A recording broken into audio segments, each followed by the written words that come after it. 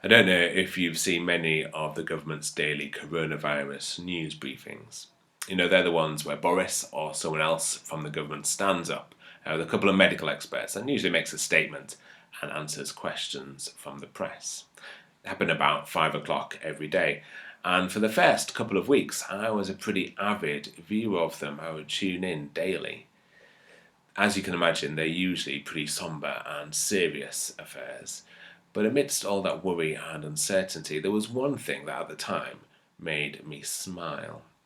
Now, when Boris or whoever it is comes up, they stand at podiums, and each podium has a little sign on it, emblazoned with the government slogan. The one that said, stay home, protect the NHS, and save lives. I know it's changed to something a little more controversial in the last week. But every day, that message, although it was the same, was presented in a different way. It had a different font, or different colours, or was spread across all three podiums, or put just on one. It made me smile every day to see how it had changed, and to imagine there's some poor graphic designer in a little office, stuck at the bottom of a government building, who every day had to come up with a new design, whose designs were never good enough, who found there were always improvements to make. It was a little thing, but amid all the anxiety and dispiriting predictions at the time, it was something that made me smile. And it is often like that, isn't it? Small things can make things a bit better. They can lift our spirits. I don't know what it is for you. Maybe you've got something at the moment, some small thing that's making life a bit easier. Maybe it's sitting outside in the sun with a cup of tea. Maybe it's a chance to watch your favourite film on DVD. Maybe it's a video call with the grandchildren, or stumbling across your new favourite TV programme one evening. I don't know what it is for you. I hope you've got something like that, some little thing that makes life a little more bearable in hard times. Because let's be honest, at the moment, life feels pretty tough. Feels like it's hard going for so many reasons. But one of the things that makes it so hard is that we simply don't know how long the current state of affairs is going to last. At the beginning, I think we all had visions of this being over in a couple of months. Now I think we're beginning to realise that while things might be getting a bit better, life will not be returning to normal for quite some time. We don't know how long it will be before we can go to the cinema or to a cafe or have a pint in a pub. We don't know how long it will be before we can see our friends and our family, let alone give them a hug. We don't know how long it will be before we can be together at church once more. We don't know how long it will be before we can worry a little less about those whom we love, who are putting themselves at risk every day.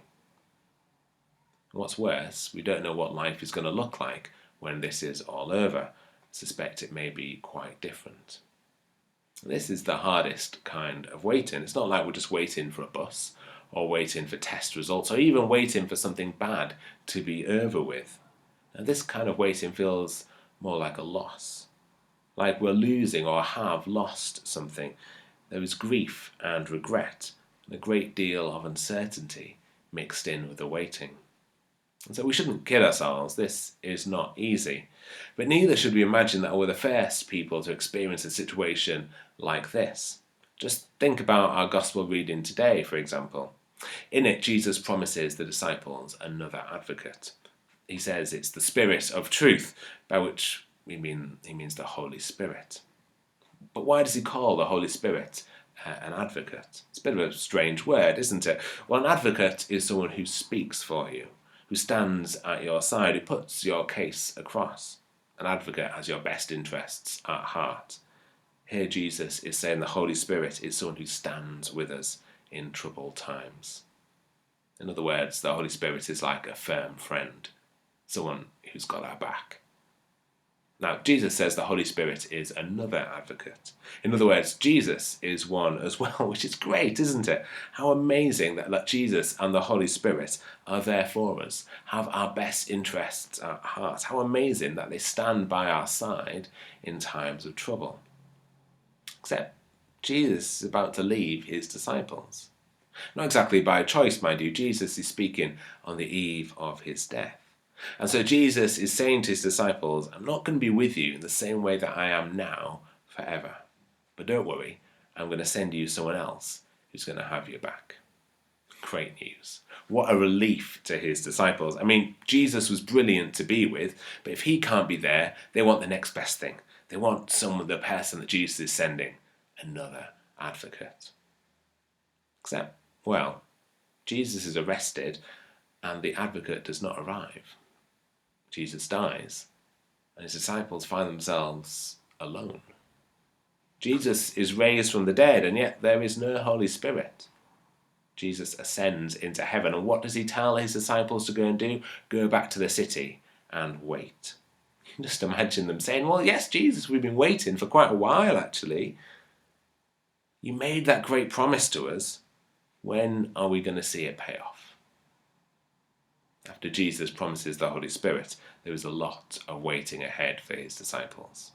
And it's not just like they're sitting around playing cards either. They don't know it yet, but they face some of the most difficult times of their lives ahead of them. They could really use a friend to stand at their side. This is the hardest kind of waiting. It's going to get really tough for them. And it feels like we're in a kind of similar situation at the moment. Certainly we can perhaps relate to how the disciples are feeling or will feel in the next few weeks or months. There is hope.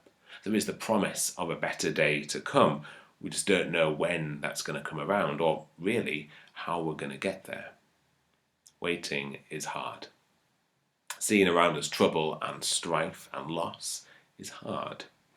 Not having an end date in hand, having an unknown future ahead of us, that's really hard. So again, let's not kid ourselves. Let's not pretend things are fine when they're not. We're going to have some days when we feel pretty miserable. And that's okay. Some days are just going to be like that. Some days, of course, are going to be better. And they're a great blessing at a time like this. But amid all this difficulty, amid really hard days and some better days, where do we go? What we're going to do with all this? Can our gospel reading offer us any wisdom for how we are going to live at the moment? Well, actually, I think it can. I think the words of Jesus are really important. What does Jesus say? Keep my commandments, he tells his disciples. What does that mean? Be faithful? Do the right thing? Stick with God through thick and thin, just as God sticks with us? Well, absolutely. That's all good. Stick with God. Be faithful. Yes, absolutely. Brilliant. But probably something you expect the vicar to say in an online reflection. But there's more here, actually. See, when Jesus talks about keeping God's commandments, especially in John's Gospel, he's really only thinking about one commandment. The commandment to love. Jesus has literally just said this to his disciples a few verses earlier in chapter 13. Go back and have a look if you don't believe me. Here is a new commandment, he says. Love one another. This is the way we get through this. This is how we wait when it's really tough. We keep loving one another. We keep trying to love that person whom we're locked down with, when it's easy and when it's hard as well. We keep trying to love our neighbours down the street, those who are amazing and those who infuriate us as well. We keep trying to love that person who's breaking lockdown in every which way they can, it seems. That person whom we just want to shout at. We keep trying to love them. We keep trying to love our key workers who are putting themselves at risk for our benefit. We keep trying to love those who we think are giving us bad advice, who seem to be making problems for everyone else. We keep trying to love them. We keep trying to love them because love will get us through. Love is, of course, not about approving of what others do. It isn't about feeling warm or fuzzy inside. It isn't really about how we feel at all. Love's about wanting the best for someone else, having their interests at heart. It's about looking well of them and thinking well of them if we can. It's about valuing them. It's about doing things that do them good. It's about looking for the good in others and not remembering their faults. Love isn't easy. It can be incredibly hard. It can be incredibly hard to love that person who we just really can't stand. It can be incredibly hard to love that person who, when we want to stand firm for what is right, when they're dead set against us, it can be hard to love them. It It can be hard to love when we're just tired or anxious or worried. That's why we need God's help. After all, the love we need comes from God, and He's promised us a helper. He's promised someone who's going to be with us, who's going to help us love, the Holy Spirit. Someone who's going to stand at our side, who loves us and helps us to love one another. Amen.